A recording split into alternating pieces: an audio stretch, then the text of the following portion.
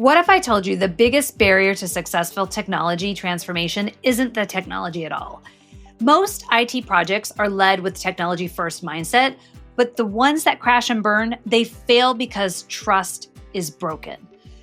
Today's guest, Bob Wallis, brings something rare to complex transformations. He's a consultant with high EQ who believes the secret to successful change isn't found in the software specs, but in how you build trust with your people.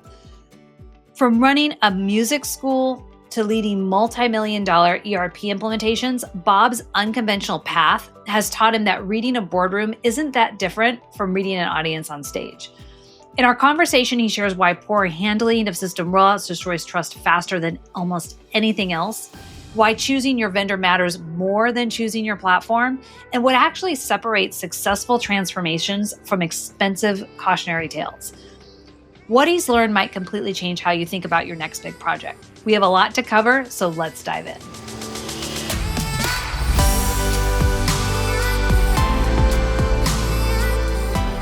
Bob, welcome to the Courage to Advance podcast. Thank you. Great to be here. Your background is so fascinating. You have run a music school, you've performed on stages, and now you're really leading complex IT transformations. And that's not a typical consultant resume. So I really want you to talk to our audience about how these experiences are really connected for you. And does, standing in front of an audience teach you anything about standing in front of a boardroom or a skeptical team when you have to come into these complex situations? Sure. No, it's an interesting question. I think I get bored easy. That must be the case, right? I'm all over the place. Music it was always important to me growing up, and my family was musical and something I was really interested in, but also was pulled into a career in technology out of interest and as well, and it is surprising what they have in common. I mean, you mentioned running the music school. I mean, that was something my kids were involved in. Actually, it was the Kalamazoo Academy of Rock. It's a School of Rock type program, but independent, and it teaches kids, through music, but all kinds of developmental stuff. And so I think it really played into my desire to do people development, my background in doing people development and learning that in the corporate world. And it is surprising how much overlap there is. Again, seeing it in these kids that would come through, and my own experience as a manager. You watch people learn that confidence on stage.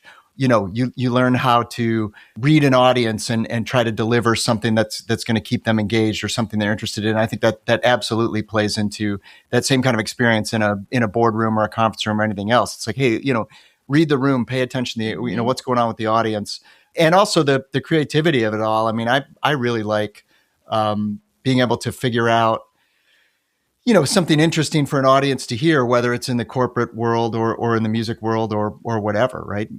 And surprisingly, those worlds have collided more than once.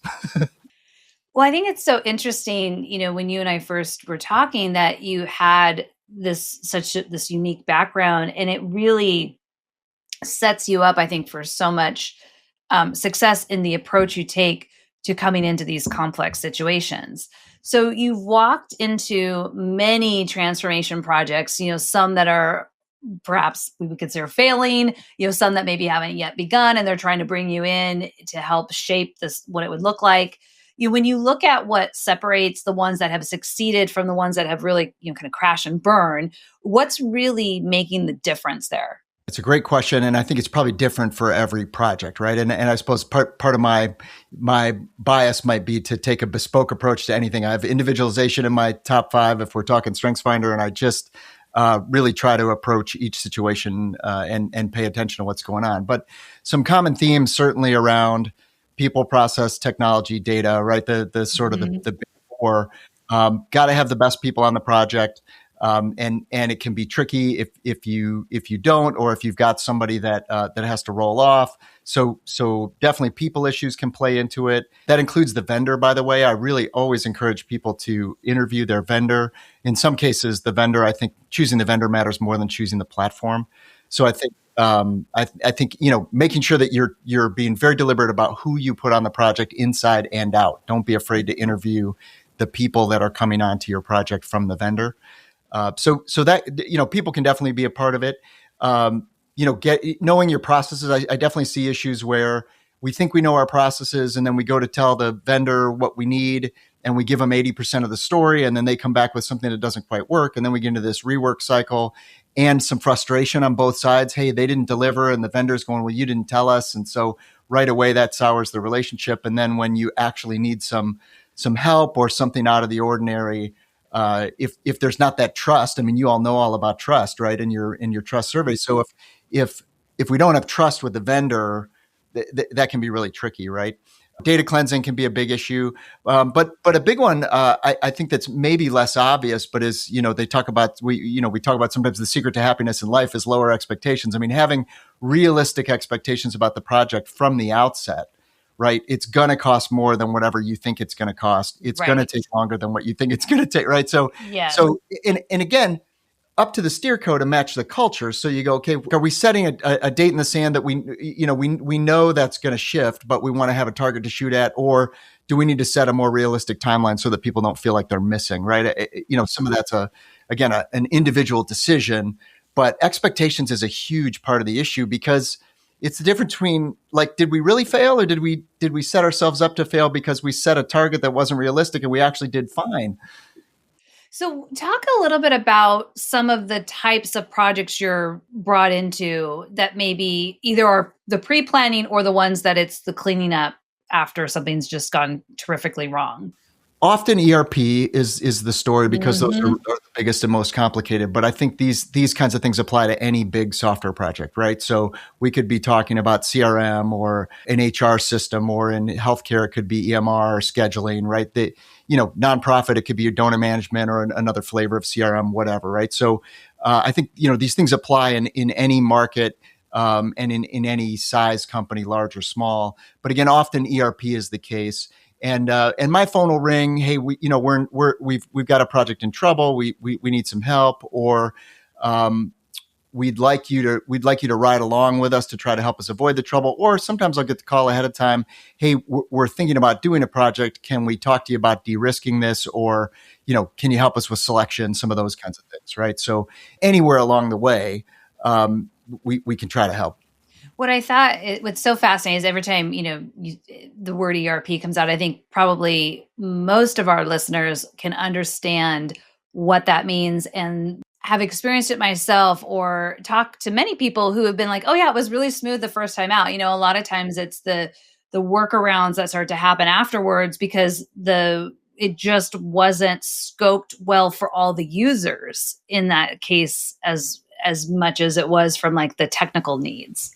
Absolutely. Even I think when these projects go really, really well, they're really difficult. So back to expectations, right? We got to know I can't take credit for it, but what I was taught was the aircraft carrier curve, right? Like, you have a supersonic jet that flies off the end of a boat.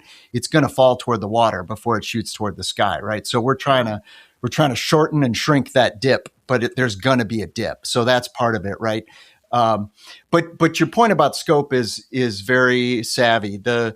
We often want to think about implementing minimum viable product, right? What is the simplest thing we can do to get to the launch window and get this thing up and running, and then continue to invest, right? A good platform that we can build on in the future. But sometimes that second phase never comes. And people who've seen this movie before, they've been through it, they know, hey, that second phase may never come. So I'm dying on this hill. I'm going after what I want. I'm not going to let it go. I'm going to fight for scope.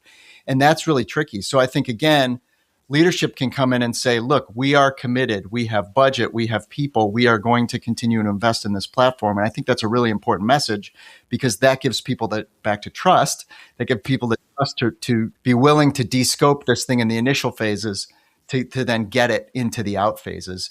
And it's a batting average. Again, I think you got to give grace to the teams that are running these things. You got to give grace to the people that are scoping these things, because these are hard decisions. If they were easy, you wouldn't hear about project failure.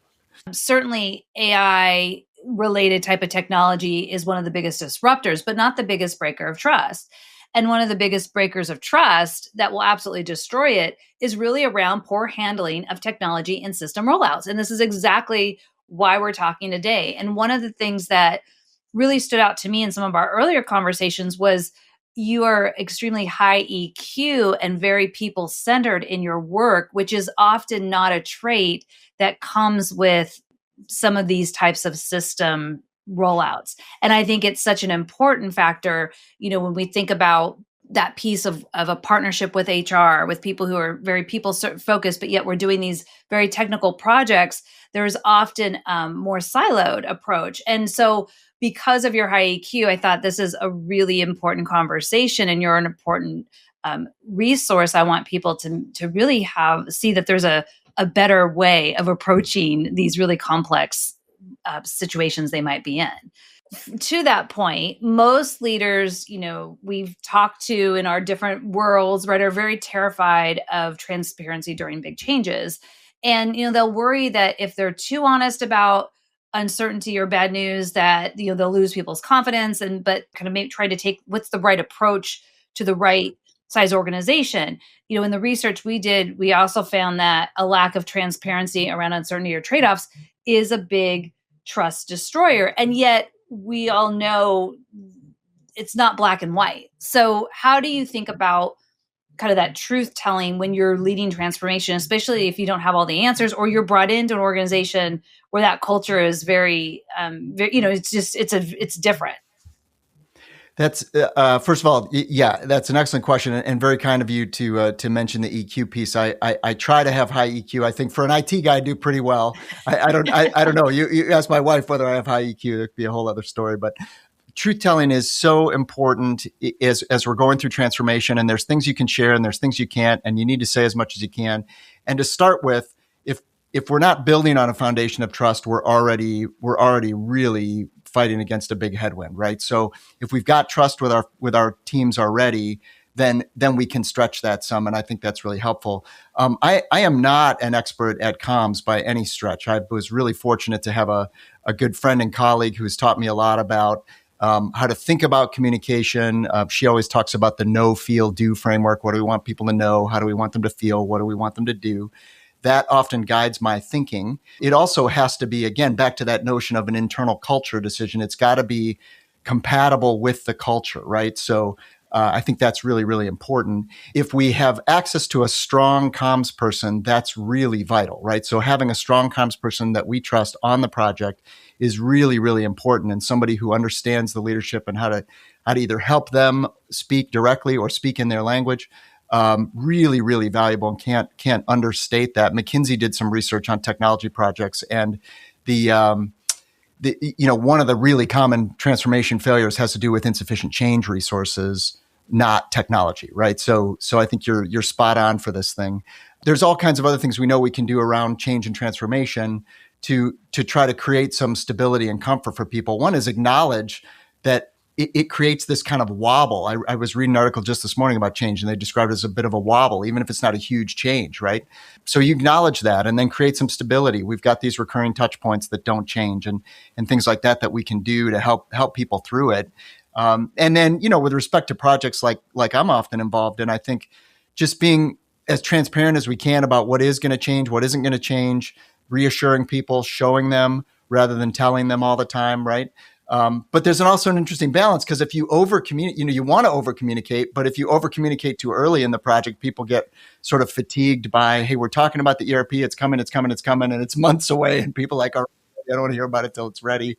So, again, it's a batting average, and these are judgment calls, but being deliberate about it, you're way more likely to succeed than if you are just willy-nilly about it. Right.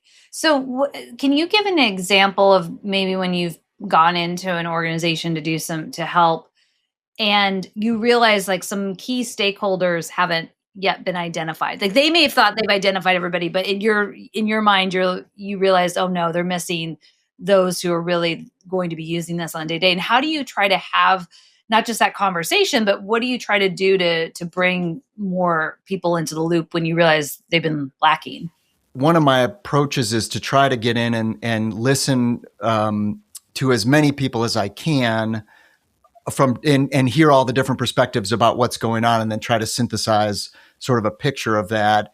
And I suppose, if you're bringing someone like me in, there is an opportunity to sort of reset the table, right? Mm-hmm. So maybe even just taking advantage of the fact that, hey, you brought me in, we may need to make some adjustments. One of those adjustments might be there's a couple people that need to come on, or they need some help, or we've got somebody on the team maybe that's struggling that needs maybe to be shored up, or we've got the wrong person in the seat, let's swap them out, whatever, right? So, there's plenty of models where you can have people involved at the project just for the right amount of time, right? Hey, we need your expertise here, and we're going to need your expertise later. You don't necessarily have to sit through every single project update meeting in the meantime, right? Right. Often we talk about, business process owner as the person who's involved all the time. Subject matter expert choppers in when we need that person, right? So I think it'd be any combination of those things. Wonderful. When you think about some of those organizations that maybe are bringing you in ahead of time, they're getting ahead of it. What's kind of the way you start to lay the groundwork for them and that team that maybe you're being brought into that has other people already on it? And so I'm just kind of curious around where you bring that approach, but also some of that leadership influence to maybe those who think that, like, well, what am I going to learn from this person coming in? Sure. At least if you engage with me, is you get me, and there's pros and cons to that, right? Like, I'm able to really tailor my approach and bring the expertise that I have. But if you need an army of people, that's a different thing, right? I mean, I'm not the ERP implementer. I'm the person that helps you try to de-risk your project and help you be successful. That said, what specifically I'm bringing sort of depends on where I get engaged, right? Like I'm working right now on a selection project, for example, and we're looking at trying to choose the right system and the right vendor. And it's an opportunity to maybe drop in some best practices, mention some best practices, plant some seeds for the next phase of the project. There would ideally be a really nice pre-mortem, de-risking phase where we talk about some of these things that every time I do one of these over my career, I'm collecting these best practices and notions of, okay, what worked and what should we do differently? And I don't feel obligated to follow a status quo approach. In fact, I would like to break the status quo on a few things specifically that I try to bring to the table that I think change the outcome of the way we do these things. Yeah. And the vendors may or may not like some of that, but I think it is important. So, specific to your question about sort of the what, I mean, ideally, I would love to get in at a steerco level and be talking to the steering committee about expectations and leading and how are we teeing this up, and then getting to work directly with at least the core team of the project, right? The project manager or project management office, if there's a team of people on a bigger project, to coach them and work with them to go through it. But sometimes it's, hey, we need somebody to literally chop her in, roll up the sleeves, whatever, right? I'm happy to do that, but really just getting to influence and coach along the way is often a really good fit, and not a huge disruption or a huge investment, but I think has a big ROI in terms of either getting ahead of some things or course correcting some things along the way. So it sounds like to me, part of your goal is to work yourself out of a job. And so can you talk a little bit about how do you know when, not just that the project's checked off, but the players are there that are ready to then step into the role and move forward? So talk a little bit about that, because I think that's part of what's so intriguing to me is that's where some of the leadership side of how you approach your work is, to me, feels very different than other consultants that maybe just take a very tactical, technical approach. Sure. I think that's very savvy note about working myself out of a job. I find that pretty typical in transformation work. You're working through some sort of challenge, righting the ship or teaching people to fish, right? Like I love it when I can go in, help to course correct, maybe help bring someone internally along, get them center stage, maybe even am turning it over them or turning future phases over to them. Call me if you need me kind of a situation. I feel like that's a great success. It means continuing to feed the pipeline from my business perspective, right? I don't have clients for 10 years typically, right, because we're on to the next thing. That's part of what I try to do. And part of my deliverable is I want to be helpful. I want to make sure that what you're spending with me is valuable. And so I will say sometimes to a client, how we doing? Are we, is this still adding value? Do you think we've reached a point where you don't need me anymore? Is this a call me when you need me, or should we dial that back? I mean, we're having ongoing conversations so that we can make sure we're helping them be successful short-term and long-term, to your point. I love that. I'd love for you to talk about, because I think you've told me some stories in the past around How did you identify and start to grow somebody inside an organization, even for the short time you're there, to help them become, in a sense, of a successor of what you're doing? And so, what are some of the things you look for from a leadership perspective with an individual, and what do you try to help them quickly gain so they can maybe have more confidence or step into the kind of that role when you exit? I love people development. I was really fortunate growing up, sort of in this. I refer to myself as having grown up in this Fortune 500 company where I really learned a lot about leadership and management. And that particular organization was really talent focused. And you were either a good developer of talent or you better learn how to be, because that was the coin of the realm. And so I'm really feel very fortunate for that experience and learned a lot about how to develop people. And again, my approach is quite individualized. I'm looking for people's strengths and how do we build on those strengths. And so, there are some things, for example, about project management.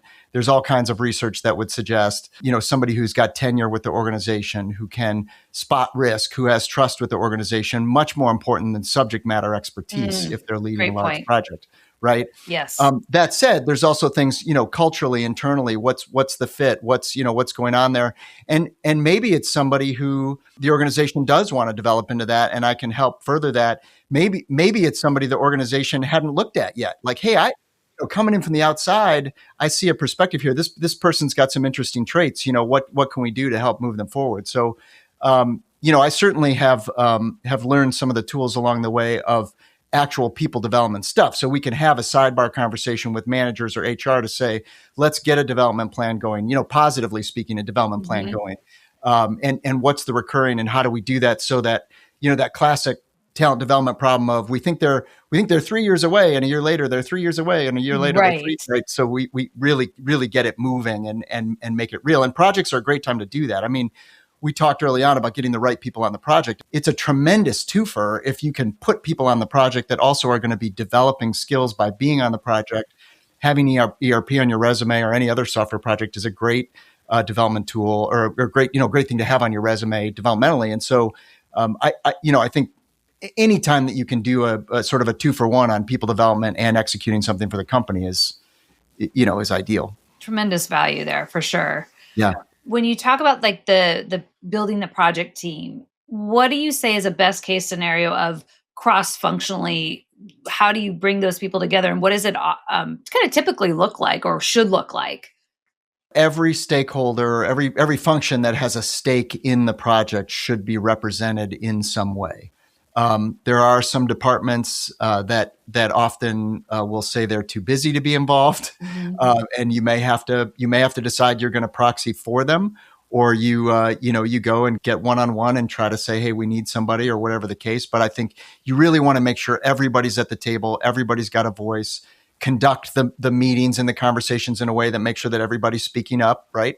There's a tendency to have IT lead these kind of projects, and maybe that's the right answer, but I think you should choose it, not default to it, right? I would often much rather see IT as a very important stakeholder helping drive this. Obviously, there are technical aspects to all these projects and security and other things that you want IT to be vetting. And often, like HR and finance, IT has a nice central view of the organization because of where those three functions sit. You'll have a very savvy head of IT or other stakeholder at the table that's going to have a good perspective.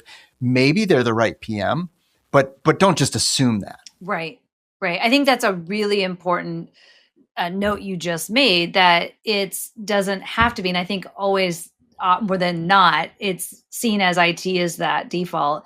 And I think when we have so many changes happening that impact at the people usage level, that HR leaders should really have a stronger voice in that work than just perhaps being notified, right? Or carved out for a small piece of the work, when really it sounds like, it's such a focal point of HR when some type of change is happening. Yeah, I think if you can pull HR in and have conversations about developing the team and the talent and all, everybody that's on, right? Assuming you have an HR organization that is robust and has the capacity for all of that, they would be a tremendous partner in assembling the team and then helping do some team building. I'm also a fan of, not to get too far in the weeds, but once you've assembled the team, including the vendor, do the team building stuff that you would normally do with any sort of team, right? This group is going to be together for probably 9, 12, 16, 18 months. Do the team building. And if you swap a bunch of people out mid-project, do it again, right? It's worth every penny in terms of time and money to run that. And whatever tool, again, if we're doing Harrison or we're doing PI or whatever we're doing, right? Use your tool, whatever sort of team building tool that you have. Let everybody take it, including your outside folks, and take the time to walk through that stuff. Can build a lot of trust and get in front of some team dynamics. One other note, I would say, ideally, if your project manager is coming out of a department, if you have the scale to not have them wear two hats of trying to be the project manager and also the business process owner for their function, that would be nice. If they have to, of course. But so if we go, hey, our project manager is coming out of supply chain, is there also somebody else in supply chain that, that's a big ask from one team, obviously, but it would be ideal. That makes a lot of sense. What are your thoughts on individual contributors being a part of the conversation, or where do they fit? A lot of times the project teams seem to be made up more or less of a leader level. And yet, like we talked about, especially with the ERP example, the end users are the ones that will find all the workarounds when it's not working for their workflows. And so just curious how you try to incorporate that perspective. Yeah, that's a really great point. The paradox, of course, is at the table, when you're doing design work, you want people who are senior enough to have authority to make decisions. But you also want people who know enough to make the right decision. And so my feeling is as many people as necessary. So if that means, some particular function needs a manager and 2 subject matter experts in the room because that's what it takes, fine. It's worth every penny. It's going to be cheaper to figure it out now than figure it out later, right? I don't have a particular rule about level. So if the right person to be on the project is an individual contributor, bring them in, right? I mean, again, probably a development opportunity, rub shoulders with some other folks as well. And if they know what they're doing, great. Give them the authority to make some decisions and let's go. That's great. I like to hear that, because I think one of the things I've often realizes, right, it's just that what we described. End users will always find a way to continue to get their work done. And that may not be in line with what the vision has been of a system being implemented. And so you won't know that the workarounds are happening until well after the project has been completed and the money's sunk and there's no time to go back and make any other adjustments. And so I think that's a good reminder for people to find ways to include those perspectives up front. Yeah, absolutely. Because we know you can fix that stuff after go live, but it's incredibly expensive and probably created some disruption along the way. I mean, this is just like product companies that do releases, right? It's orders of magnitude cheaper to find the problem in the prototype versus the pilot versus the early field testing versus the actual release, right? So the software is the same way. We would much rather find the problem ahead of go live, even if it means changing something on the project or spending some extra money. It's going to be orders of magnitude cheaper in disruption and real spend than figuring it out after go live. Definitely. So what would you describe as ideal companies, whether that's by size or industry or what that people would say that where you would be the right resource for them to consider calling you to learn more? I've worked with organizations of nearly all size, for-profit, nonprofit, small, medium, large. My sweet spot tends to be, say, $1 million to $1 billion, right? It's sort of that upper small and sort of mid-market tier. I mean, I think there's a sweet spot there. Mostly what I look for is people who are looking for the help and really want to make a change and help, right? Not just, the light bulb has to want to change, not just sort of, hey, we're bringing you in for air cover, or we're bringing you in because you're the person we can fire if it doesn't go well. I mean, all of that's fine. I understand that's part of it too, and we can talk about that. But yeah, if the light bulb wants to change, that's usually a good indication that we can help. Great. I love that. So for our listeners, we'll make sure we put links to how they can get in touch with you in the show notes. But please, right now, Bob, share with how you'd love for people to reach out. Oh, thanks very much. LinkedIn is great. And my website is also great. You can contact me or schedule a discovery call right on there. Feel free to do that. Would love to hear from folks. I am all about networking and having conversations. Would love to hear what people's needs are. And if I can help, I will offer to help. If I can't, I may offer to try to suggest somebody who can help. I'm in this because I really like to make the difference. So, I would encourage people to reach out and have a conversation, not super low pressure, not salesy. I love it. I can attest you're laid back in your and full of wisdom in how you have conversations. So it's been a pleasure getting to know you through this as well. What's the exact website again, in case people are listening and want to just quickly jump on their phones? Sure thing. 61keysllc.com. And I think And that's there's an nod to explanation your, in the about. Sorry, go ahead. say a nod to your music background. That's exactly right. There's an explanation on the about page. Why 61 keys? I'll save I'll save you the story for now. But Wonderful, Bob. Thank you so much for being on our Courage to Advance and having this conversation. I think, as I mentioned, I was so impressed with your approach that felt different from others I've spoken to that I wanted to make sure our listeners had an opportunity to get to know you. So thank you so much for the conversation today. Well, thank you very much for the invitation. I've listened to other episodes and I've loved what you're putting out. And certainly the work that SparkEffect is doing is making a big difference. So appreciate you all as well. Thank you. For our listeners, we have resources relevant to our conversation today that you can access by visiting couragetoadvancepodcast.com. And remember to like and follow our podcast on your favorite platform or on YouTube if you're checking us out there, so more leaders can benefit from these conversations. Thank you for tuning in to this episode of Courage to Advance, where transformative leadership isn't about having all the answers, it's about having the courage to find them.